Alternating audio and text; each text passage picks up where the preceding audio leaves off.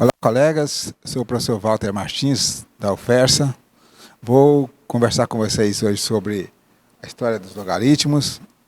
É um conteúdo que a gente vai ter interesse de trabalhar com os professores do ProfMat, né, os professores que participam do ProfMat, e também compartilhar com toda a comunidade as discussões, as reflexões um pouco sobre a história desse assunto tão importante. E, às vezes, muitas vezes, mal compreendido, né, durante os estudos no ensino básico. Então, nosso tema é Logaritmos, uma história de um conceito vivo. Essa disciplina está sendo ministrada por mim, professor Walter Martins, e pela professora Valdenise nesse semestre. Pode ir, Jacques. Então, inicialmente, os logaritmos, né, eles foram formalizados, um registro foi feito, o primeiro registro sobre os logaritmos foi feito pelo Napier, né, em aproximadamente ali nos anos de 1614, sendo que ele começou a trabalhar nesse assunto em 1594. Ou seja, foi 20 anos de trabalho para ele fazer essa publicação. Os logaritmos, aí você fala, bom, o que levava Napier a buscar esse estudo de logaritmos? Durante o trabalho que Napier demorou 20 anos para fazer, por que a pessoa faz um trabalho de 20 anos? Porque ele entende que aquele trabalho vai ter uma implicação muito significativa. No caso, eles conviviam com a grande dificuldade de fazer operações de multiplicação, principalmente, envolvendo números muito grandes. E aí o conceito de logaritmos, essa ideia de buscar alguma estratégia matemática que permitisse transformar a dificuldade de resolver produtos de números grandes, envolvendo somas, foi bem resolvida por dois matemáticos, Napier e Just Birger. Just Birger, um matemático suíço, e ele é fabricante de relógios e era ligado à astronomia. O Napier era um nobre, né, um barão escocês, teólogo e matemático. Então, o Napier, vale lembrar que ele fez outras contribuições muito interessantes, como um sistema concreto de multiplicação de números inteiros pequenos, né, digamos assim. Pode seguir, já. Então, o que levou a essa busca? Como era antes? Bom, estamos pensando aqui em torno do ano de 1600, a gente tinha uma coisa muito importante, que era a imprensa escrita já, né? E a imprensa escrita, ela facilitou mais a comunicação entre as pessoas e a divulgação de ciência, particularmente. E havia tido um trabalho muitíssimo importante para a ciência divulgada, que é o trabalho de Nicolau Copérnico. Nicolau Copérnico propõe, né, um modelo em que o centro do sistema solar seria o Sol e não a Terra, né? E havia ainda muitas discussões sobre isso, porque o sistema geocêntrico, né, ele era muito forte na sociedade, na comunidade. Havia uma dificuldade em aceitar o sistema de Copérnico, apesar de que, no ponto de vista lógico, ele parecia mais correto. E, então, os astrônomos, então, procuravam fazer medidas cada vez mais precisas, buscando resolver esse problema. Então, quem tinha o melhor laboratório da Europa, nessa época, para astronomia, era o Tycho Brahe. Tycho Brahe era um norueguês, ele era uma pessoa de alto poder financeiro, e ele construiu um laboratório muito grande para a astronomia, né? E Tycho Brahe tinha condições de obter mensurações muito mais precisas, 20 vezes mais precisas do que as que existiam antes. E ele, inclusive, contratou, né, para trabalhar com ele um matemático famoso da Alemanha, que era o Kepler, Johannes Kepler. E, então, Tycho Brahe tinha, então, uma quantidade muito boa de dados, mas operar com esses dados era bastante difícil, porque envolvia multiplicações envolvendo números astronômicos, né, números gigantescos. Então, os logaritmos tornou-se uma das principais ferramentas para efetuar cálculos complexos até recentemente, até os anos 70. Da época de 1620 até 1970, né, basicamente, digamos assim, os logaritmos eram a principal ferramenta de cálculo. E, então, o logaritmo, para trabalhar com esses produtos muito grandes, havia duas estratégias muito mais eficientes. Uma chamada prostáférese, que é um método que os antigos gregos tinham ideia de como ele funcionava, os matemáticos árabes tinham ideia de como ele funcionava, que era você usar o fato de que as funções trigonométricas transformam produtos em somas e você operar a partir de então. Veja bem, as funções trigonométricas têm imagem entre 0 e 1, seno e cosseno, então você tinha que fazer uma transformação primeiro nesse sentido, para depois obter as operações. E o método do quadrado dos meios, que usa uma ideia de você ter uma função mais fácil de operar, que é a função y igual a x dividido por 2 ao quadrado, né? Y dividido por 2 ao quadrado, né? Ou seja, x ao quadrado dividido por 4, né? Você pega essa função e você, então, vai ter que o produto de x e y vai ser exatamente o produto entre a média de x e y e a média da diferença. E o produto da soma pela diferença vai... você tem uma forma de transformar esse produto nessa subtração. Fazer adiante. Então, de acordo com Ives, o livro do Ives, 1997, existem métodos similares encontrados nos tabletes, né, lá de argila dos babilônicos. Ou seja, na Babilônia, essa mesma estratégia havia sido pensada e esse método foi redescoberto algumas vezes, por exemplo, pelos autores Johann Ludolf e por Antônio Voisin. Então, esses autores todos, eles tratam desse método de você transformar produto em somas. E, por exemplo, hoje, a gente pegar uma planilha e gerar essa função y igual a x dividido por 2 ao quadrado, para você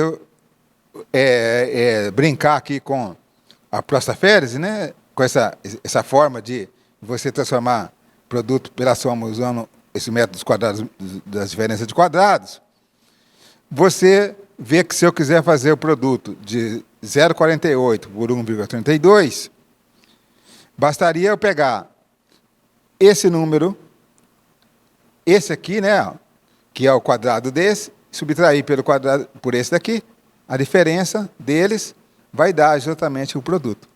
Então, de fato, tendo a tabela pronta, se resolvem produtos de números bastante quebrados de maneira bastante fácil. E é mais fácil, obviamente, do que multiplicar esses dois aqui. Então, basicamente, essa estratégia existia já antes dos trabalhos de logaritmos, mas uma das coisas que possibilitou a criar os logaritmos foi aquela propriedade das potências, né, que eu tenho uma base b elevada a n e multiplico por B elevado a M, né? Então o produto conserva a base, somos expoentes. Esse resultado foi mostrado por Stifel e ele encantava, porque ele mostrava uma maneira de trabalhar com essa propriedade de transformar um produto em somas, mas tinha um problema, né? À medida que você segue uma progressão geométrica, a distância entre os termos vai aumentando muito. Então, isso pode ir adiante? Então, a prosoférese, por exemplo, aqui tradicional, né? Que é usando as funções trigonométricas. E, então, a gente tem aqui, por exemplo, ó, o produto, né, de seno e cosseno, como a soma de senos, o produto de cossenos, como a soma, né? Então, a gente tem essas propriedades eram usadas, por exemplo, para construir os mapas astronômicos, mapas de planetas, movimento da rotação que você permite você acompanhar, fazer as navegações, né? O astrolábio, na hora que você obtém as medidas do astrolábio, são ângulos, né? Aí você usa aqui para gerar os mapas. E então essa estratégia era muito usada, mas há uma dificuldade grande de se usar, né? Obviamente, porque lidar com funções trigonométricas sempre foi bastante difícil. Vamos adiante. Aí, o que ocorre, né? Por exemplo, aqui, ó. Quando a pessoa queria fazer o produto desse número por esse, ele tinha que procurar por exemplo, um valor o qual o cosseno estivesse próximo de 0,32 e outro que o cosseno estivesse próximo de 0,47 aqui, ó. Você localizava os pontos, usava essa regrinha, né? Ó, então o cosseno tem que ser esse número, o cosseno vai ter que ser esse, eu encontro quem é o x, quem é o y, na tabela, eu vou obter que x é 0,71, y é 0,61 graus, né? 71 graus e 61 graus. E aí eu aplico essa propriedade, pode ir adiante, aplico essa propriedade, então eu vou ter que a soma dos cossenos, da soma e da diferença, vai ser 2 vezes o produto do que eu estou querendo realizar, e dessa maneira eu obtenho o resultado que o produto dos números que eu quero fazer vai dar isso daqui. Então é uma maneira interessante, mas com essas limitações todas. E aí, o que John Napier pensou foi assim, não, se eu construir um APG, como propõe Stifel, mas eu usar uma base muito próxima de 1, os intervalos vão demorar muito para ir aumentar. Então, ele pegou essa ideia usando uma base menor do que 1, um pouquinho. Vamos adiante. Então, ele, Napier, pode ir adiante. Então, Napier, pensando na progressão geométrica, agora, só que ele ia escolher uma base, né, próxima de 1, mas ele escolheu uma um pouco menor do que 1. Ele escolheu essa daqui, ó. 1 menos 10 elevado a menos 7. Ou seja, 0,99999, um número bastante pequeno. E aí, quando ele constrói essa base, ele poderia explorar de uma maneira bastante rica, com mais eficiência do que, por exemplo, que eu estou usando a base 3, né? 3 à quinta. 3 à sétima, se eu quiser fazer o produto, né? Basta eu repetir a base e somar os expoentes, né? Então, esse raciocínio básico de Stifel, se eu usar uma base muito pequena, muito próxima de 1, os intervalos entre os termos consecutivos não vão se afastar. Então, vamos adiante. Então, por exemplo, o Napier, ele desenvolve o conceito partindo, então, desse princípio de que ele quer que, à medida que o processo vá desenvolvendo, os intervalos não ampliem, né? Aí ele escolheu essa base. Então, quer dizer, eu pego 10 elevado à sétima, 1 dividido por isso, né? Aí vai ficar 1 menos isso, quer dizer, fica 0,9999, que repete 7 vezes o 9, né? Então, essa é a base que ele escolheu, 0,9999. Aí, com essa base escolhida, ele fez a progressão geométrica e inseria os meios para obter, então, a base de logaritmo que ele ia usar. E aí, quando ele definiu, quando ele gastou 20 anos para fazer o trabalho, né? Quando o trabalho foi publicado, Briggs, que era um professor de geometria em Londres, ficou impressionado com o trabalho, achou muito interessante o trabalho, e foi pessoalmente à Escócia para encontrar com o Napier, porque ele teve umas ideias que podiam ser tratadas com o Napier. Ele percebeu que aquela base que o Napier usou tinha essa grande vantagem de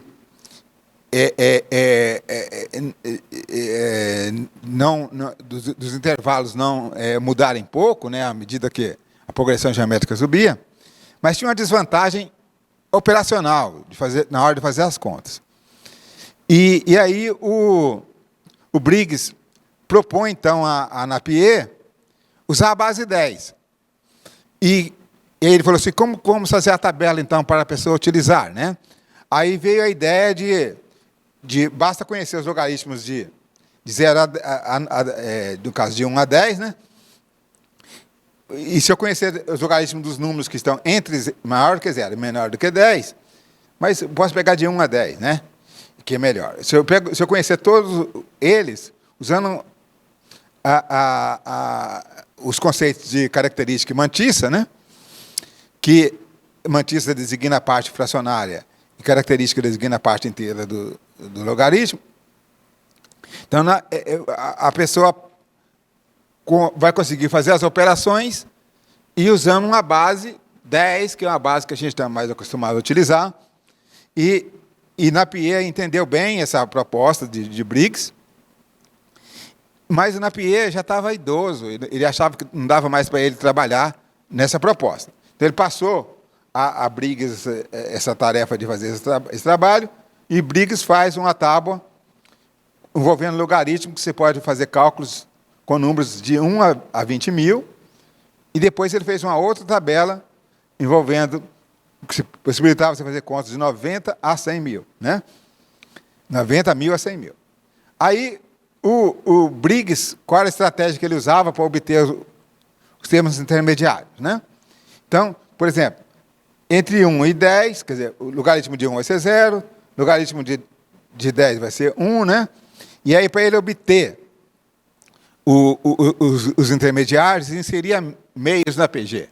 Inseria meios na PG, porque tem e aí, qual era a estratégia que ele usava? Era essa daqui. Para alcançar, por exemplo, o logaritmo de 2 na base 10, ele procurava a primeira raiz, né? Pega a raiz de 10, é maior do que 2. Pega a raiz novamente, raiz quarta. Aí ficou menor do que 2. Aí, então, eu vou pegar uma raiz, vou inserir no meio com essas raízes e obtenho um processo que vai ser repetido, né?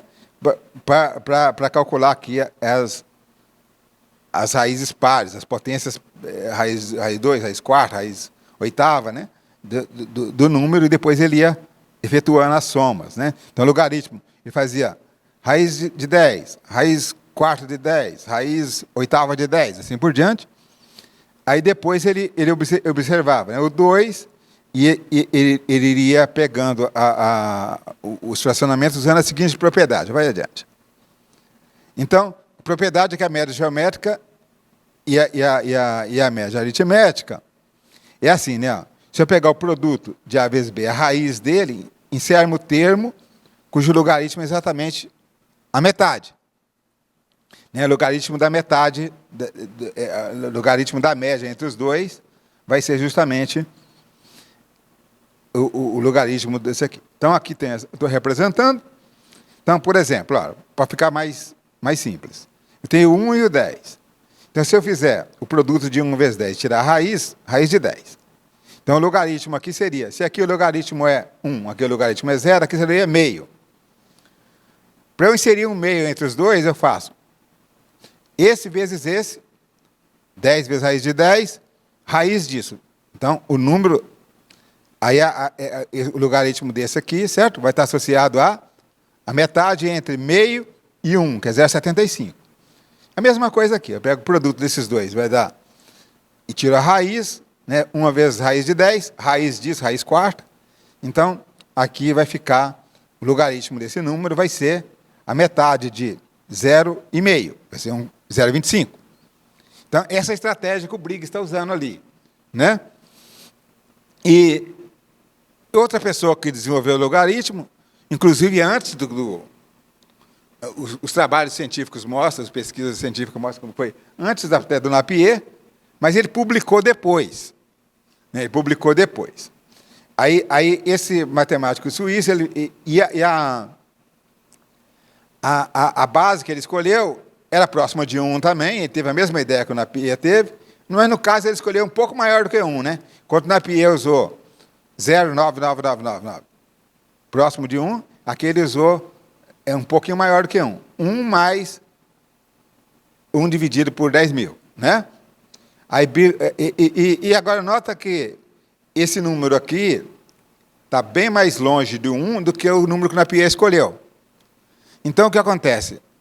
Essa tabela construída por Briggs, os intervalos dela, vão aumentando mais rapidamente, vão aumentando um pouco assim que os números crescem muito. E enquanto que o de Napier ficava cada vez mais curto os intervalos, né? Então, operacionalmente, naquela época, tinha vantagem do Napier em relação a dele. Aqui tem uma imagem de Just Briggs, da Wikipedia, e com isso, tendo os logaritmos em mãos, foi possível, né, desenvolver as réguas de cálculos. Essas réguas de cálculo eram usadas por engenheiros até recentemente, né? Até os anos 70 eram utilizadas as réguas de cálculo. Se for se for num museu aí, né? No museu, eu vou procurar, você vai ver que nos anos, que há 50, 60 anos atrás eram usadas ainda essas réguas de cálculo. Então,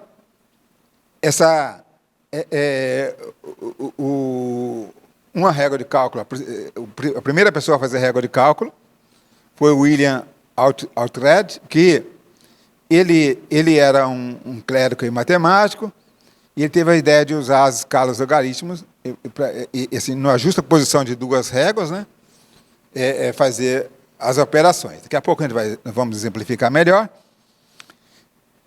E esses instrumentos foram bastante práticos para os engenheiros até recentemente. Vamos adiante. Então, aqui exemplificando, né? Exemplificando. Que eu pego, por exemplo, aqui, ó, você faz a maneira de construir a regra de cálculo, né? O número 1 vai corresponder ao comprimento que é logaritmo de 1, 0. O número 2 vai corresponder ao número que é logaritmo de 2. O número 3 vai corresponder ao logaritmo de 3. E a distância entre eles vai ter que seguir esse padrão, né? Então, a distância entre eles vai ficar cada vez mais próxima. Então, por exemplo, eu tenho 1, 2, o 3, ó, você vê que a distância deles é mais curta, né? À medida que eu for para frente, a distância deles tem que ficar mais curta. Aí, quando eu quero fazer, por exemplo, aqui, de maneira muito simples, 4 vezes 2, então eu pego uma das réguas, onde que ela inicia, que é aqui, né? Boto no 4. Aí procuro 2 nessa régua que eu movimentei. 8. Esse é o produto.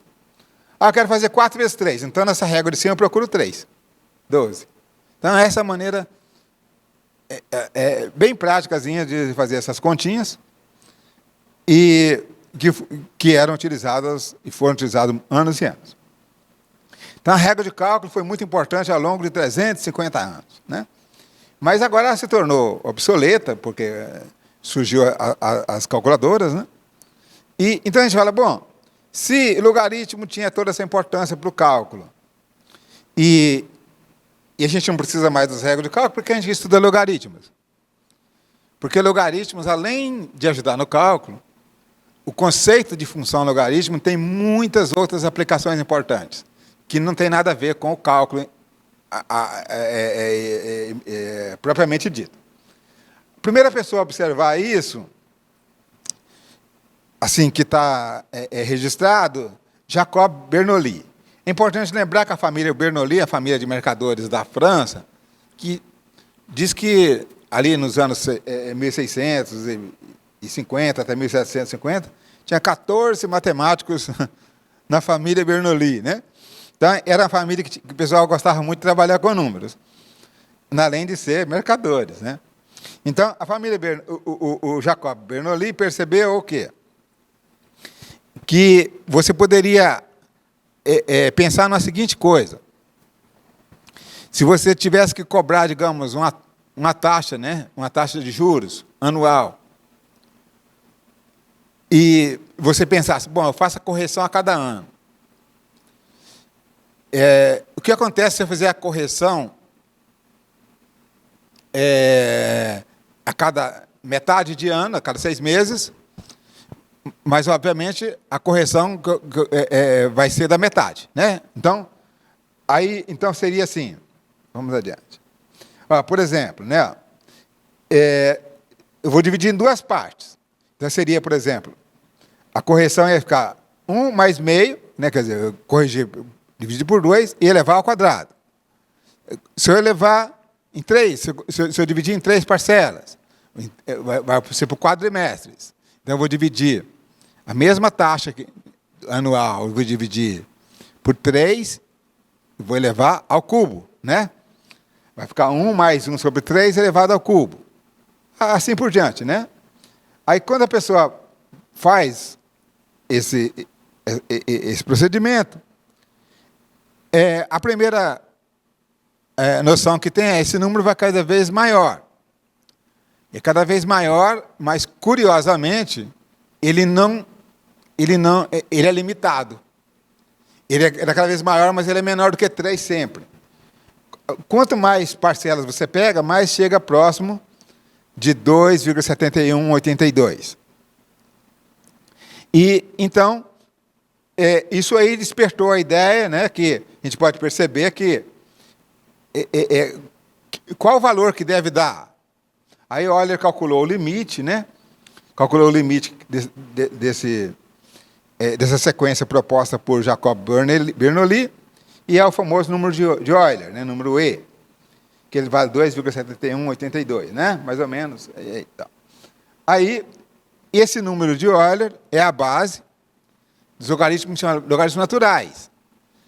Os logaritmos que a gente usa nas transformações das funções complexas, por exemplo, na estatística, para descrever os fenômenos de crescimento da natureza, né, os padrões de crescimento exponencial, crescimento de populações, né?